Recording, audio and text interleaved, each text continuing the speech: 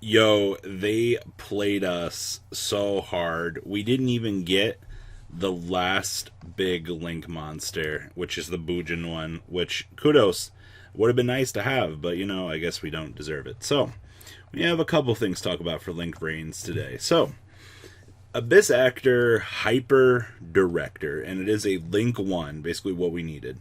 So, you can only use the effect of this card's name once per turn. So you can target one card in your Pendulum Zone, special summon it, and then place one Abyss Actor with a different name from the special summon monster from your deck, or that is face up in your extra deck into your Pendulum Zone.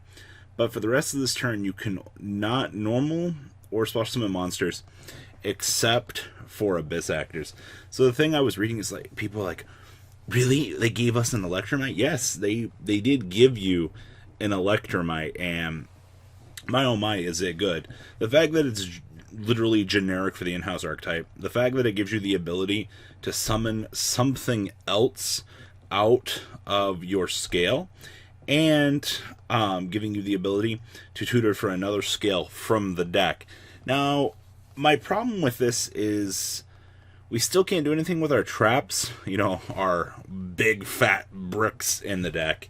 It'd be nice if we could do a little bit more with those per se, but for a good fundamental start, this is looking alright. So for the first big one out of the set today, this was probably one of the ones I had a feeling this was going to be a Link one.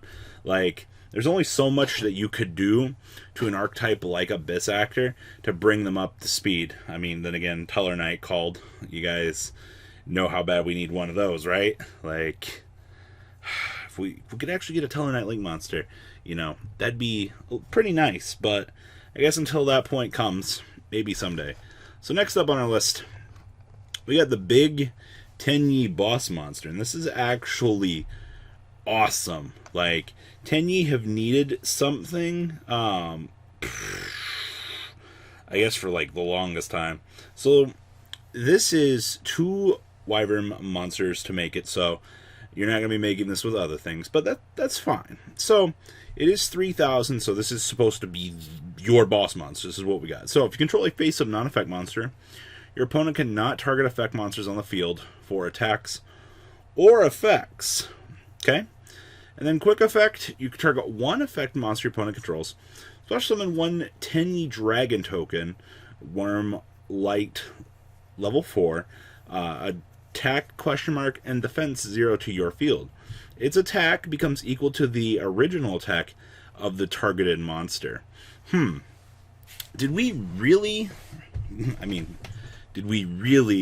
need to give Tenyi the ability to clone off of our opponent's monsters? Because that's a little bit interesting.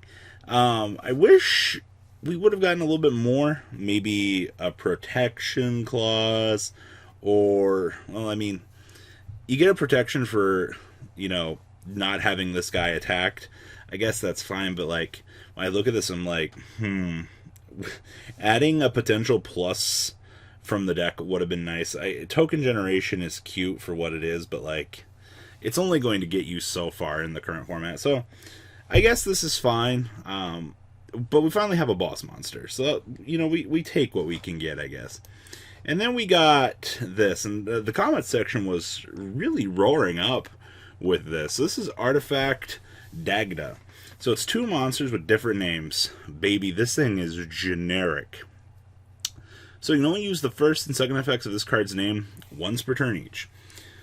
So if another card you control is destroyed by a card effect, you can set one artifact from your hand or deck to your spell and trap card zone as a spell card, but it is destroyed during your opponent's end phase.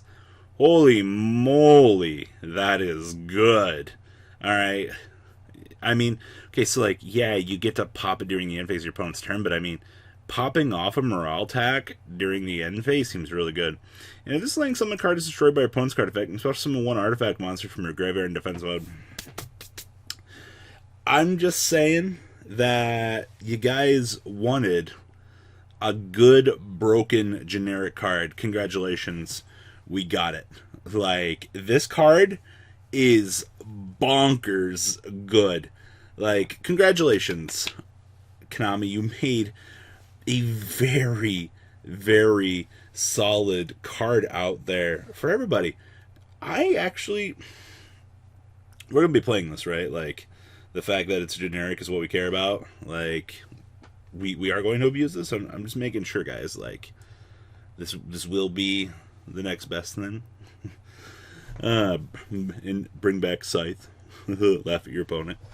Alright. The Herald monster. Alright, so a big beefy toy for Herald and Cyber Angel decks. Oh boy, this gives me hope.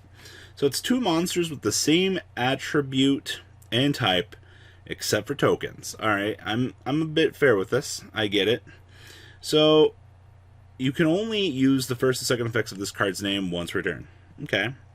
So, when a spell or trap card effect is activated, you can send 1 fairy from your hand to the graveyard to negate that activation, and if you do, destroy it. Did we really just give Herald...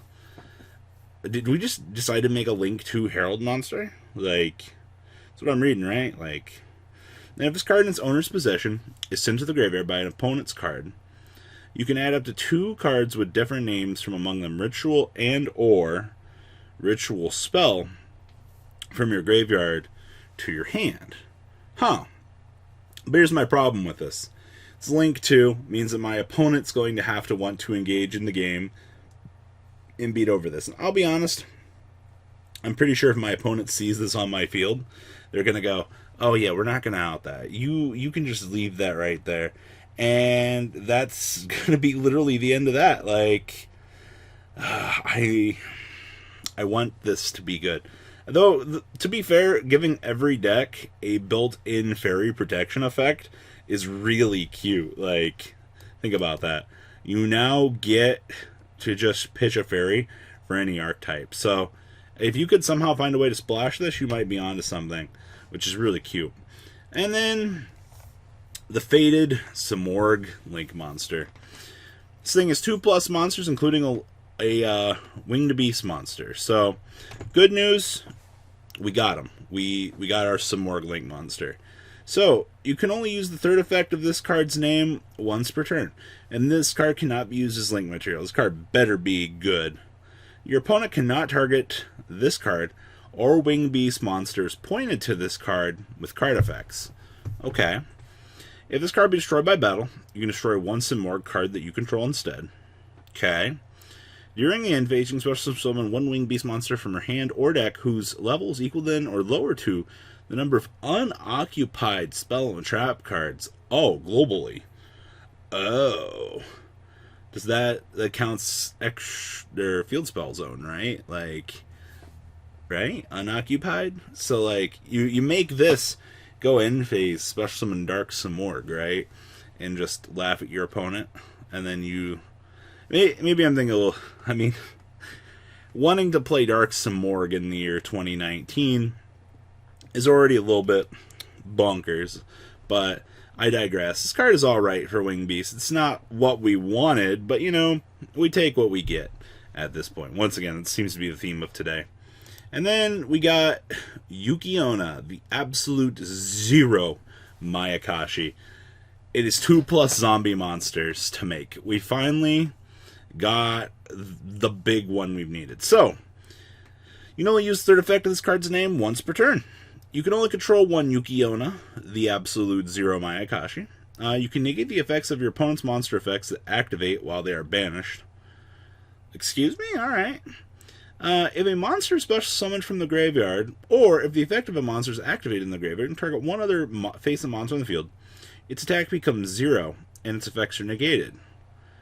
Huh, that's a once per turn on that, actually. I like the fact that Zombie's got a big fat boss monster that globally negates monster effects that activate while they're banished for your opponent. That seems really good. This whole set today has been pretty interesting. We're still missing the big reveal for the night, the big Bujin Link monster. We didn't get it. We got an actual colorized picture of Sky Striker Sieg. This thing looks beautiful. Like, I'm actually surprised how good it looks. And, you know, we actually got a colorized version of the Mecha Phantom Beast, but they just didn't show off what we came here for, which was, you know, the Bujin link. But I guess we'll wait. So, guys, what do you think? Please leave a comment down below. Tell me what you guys think about all the new cards, and we'll catch you guys on the flip side. Peace out. The ride never, well, truly ends. Thank you, patrons. Without you guys, I don't know what I'd be wearing in these videos. I might be a Truffle Shuffle incident all over again. Guys, please also check out VanCole40 for some awesome Vanguard content. Some other interesting stuff you might find up here on the left or in the description as well. Thanks for watching.